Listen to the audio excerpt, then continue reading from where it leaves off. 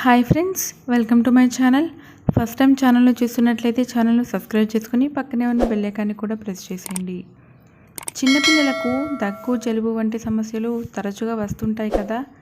ఈ ఒక్క చిట్కాతో దగ్గు, జలుబు లాంటి సమస్యలు త్వరగా మాయమైపోతాయి.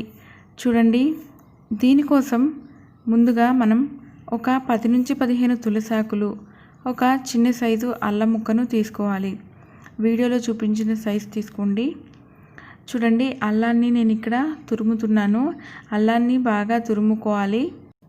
చిన్నపిల్లలు, పెద్దవాళ్ళు ఎవరైనా సరే దీనిని వాడవచ్చు.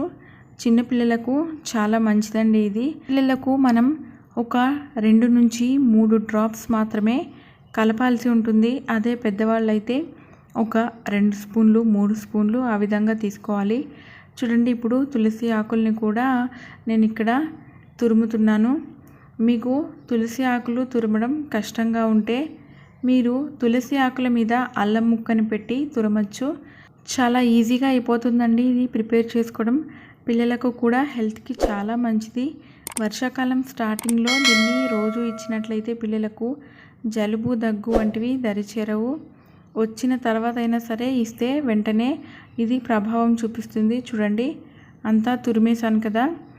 అల్లం అలాగే తులసి ఆకులు చూడండి, దీన్ని తీసుకొని చేత్తోనే ఈ విధంగా పిండుకోవాలి.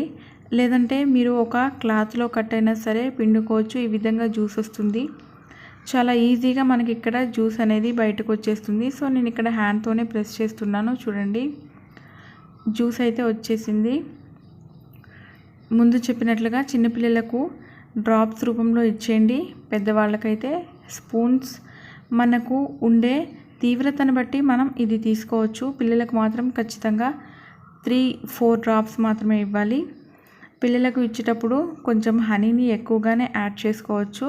లేదంటే మీరు టీలో కానీ కషాయం రూపంలో కానీ దీనిని తీసుకోవచ్చు.